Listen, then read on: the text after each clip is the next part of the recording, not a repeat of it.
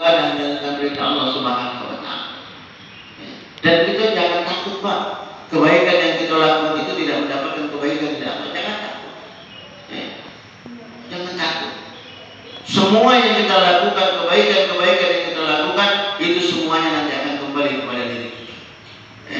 Jadi oleh karena itu mulai saat ini ada pada diri kita, potensi apa yang ada pada diri kita, selain kita pergunakan untuk diri kita sendiri, kita pergunakan untuk diri kita sendiri, bagaimana kita bersama-sama berusaha mempergunakan itu untuk bisa memberikan kebaikan buat orang lain. Jadi untuk diri kita dan juga buat orang lain. Diri kita, keluarga, baru buat orang lain. Jangan cuma untuk diri kita, kan? Kita ada tenaga, misalnya gitu kan, kita bisa buat sesuatu, kita tutang misalnya gitu kan, kita bisa pegawai bagus misalnya, sudah kita bisa pegawai bagus dengan hasil kerjaan kita. Jangan lupa ilmu yang kita miliki itu kita ajarkan kepada orang lain juga. Agar apa? Agar ilmu yang kita miliki tadi bukan cuma untuk diri kita, tapi bisa memberikan manfaat juga buat orang lain. Dan itu sekali lagi, kebaikan itu nanti akan kembali kepada diri kita juga, walaupun cuma sedikit. Apalagi ilmu Al-Quran, ilmu Al-Quran. Kita mengajarkan Al-Quran dari anak-anak yang belum bisa, atau mungkin dari maaf wong tua bapak ibu yang belum bisa ngaji, belajar lagi. Kita ajarkan. Yang tadinya belum tahu dengan guru, belum tahu dengan ini bacaan panjang, ini bacaan yang pendek, ini bacaan yang samar-samar, ini yang mingkem, ini yang membalikkan, itu ada semua. Mengajarkan itu yang sedikit itu subhanallah, walaupun sedikit, insya Allah menjadi kebaikan kepada kita. Man amila salihan min dzakari wa unsa wa huwa mu'min falyahyiyannahu hayatan thayyibah. Di awal tadi dalam ayat juga dikatakan oleh Allah Subhanahu wa taala, barang siapa yang melakukan kebaikan, maka insyaallah kebaikan itu akan kembali kepada man ya'mal mithqala dzarratin khairan yara wa man ya'mal mithqala dzarratin syarran yara. Setiap kebaikan yang kita lakukan walaupun kecil kebaikan itu, maka insyaallah kebaikan kembali kepada diri kita, memberikan kebahagiaan kepada kita. Sebaliknya ketika kita melakukan keburukan, walaupun keburukan itu sudah kacau, orang lain tahu kita tidak sholat subuh hari ini misalnya gitu kan, masih tidur, telah dibangunkan sama orang tuanya, nah payah sholat subuh ya mak katanya. Kalau 5 menit tanya lagi sudah sholat subuh, sudah, padahal tidak sholat subuh, masih di kamar gitu kan.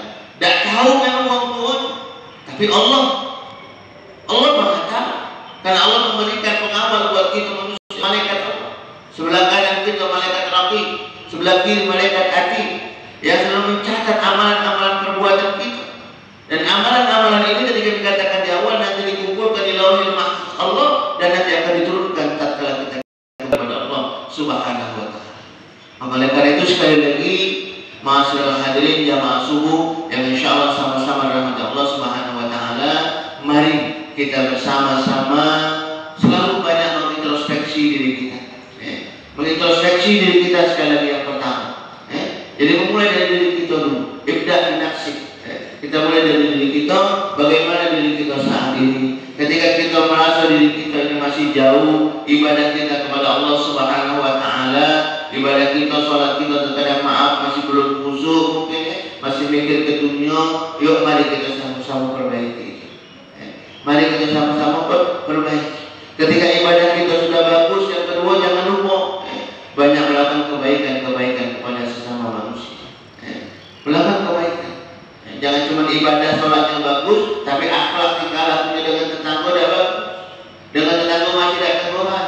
Itu terkadang kita masih ada Pak. Ngomong ke dekat rumah, tetangga rumah, ketika ditanya kenal tidak sama sebulan tidak tahu. Padahal rumah itu samping rumah dia. Ketika ditanya kenal tidak sama sebulan, tahu, tapi karena tidak istilahnya poesan tadi, tidak ada orang dia mungkin tidak tahu. Itu dari masih ada di Jogja masih ada yang ini. Nah ketika ini masih ada, ya mari sama-sama kita perbaiki. Karena kita ini semuanya nanti akan kembali kepada Allah Subhanahu wa taala, dan tatkala kita kembali kepada Allah, ketika kita mengharapkan kita mendapatkan kebahagiaan dari Allah, karena nanti tatkala kita kembali kepada Allah, pilihannya itu cuma 2 Pak. Nikmat kubur, siksa kubur, surga, neraka. 2 itu ada kategori yang lain. Kalau Kalau di dunia kita baca mele, Pak, kita tidak baca minum kopi, kita bisa minum teh. Tidak baca minum teh, kita masih bisa minum susu. Tidak baca minum susu, masih bisa minum air putih. Masih bisa mele-mele. Tapi kalau nanti sudah kembali kepada Allah, masuk liang kubur, dua pilihannya, nikmat kubur atau siksa kubur. Di surga dinanti kembali kepada Allah sama, surga neraka, dan yang menentukan ini saat kita hidup saat ini. Yang menentukannya, nak kemana kita kaki. Maka oleh karena itu kita selalu berdoa kepada Allah agar kita selalu diberikan keistiqomahan oleh Allah Subhanahu wa Ta'ala untuk kita selalu menjalankan perintah Allah Subhanahu wa Ta'ala. Dan sekali lagi dikatakan di awal, dalam kita menjalankan perintah Allah, melakukan sesuatu yang baik, landasi itu mengharapkan ridha Allah Subhanahu wa Ta'ala. Sekali lagi, landasi itu untuk mengharapkan ridha Allah, bukan kepengen masuk surga, bukan pengen masuk mendapatkan nikmat kubur, bukan. Kita mengharapkan ridha Allah. Insya Allah ketika Allah ridha dengan apa yang kita lakukan, maka Allah akan memberikan segala-galanya buat kita. Dan ketika kita melakukan sesuatu dunianya bukan karena mencari ridha Allah, takut kita nanti bukan dimasukkan ke surga Allah, melainkan ridha Allah Subhanahu wa Ta'ala. Semoga insya Allah dengan sabar subuh ini dapat memberikan pencerahan buat kita bersama dan dapat bersama-sama paling tidak mengintrospeksi, merubah diri kita, mengingatkan diri kita kembali yang mungkin selama ini kita masih ada yang lupa. Kita mengingatkan diri kita kembali agar kita ini menjadi manusia-manusia yang lebih baik dan baik, insyaallah. Amin ya rabbal alamin. Ini saja yang dapat kami sampaikan. Kurang lebihnya kami mohon maaf, pada Allah kami mohon ampun.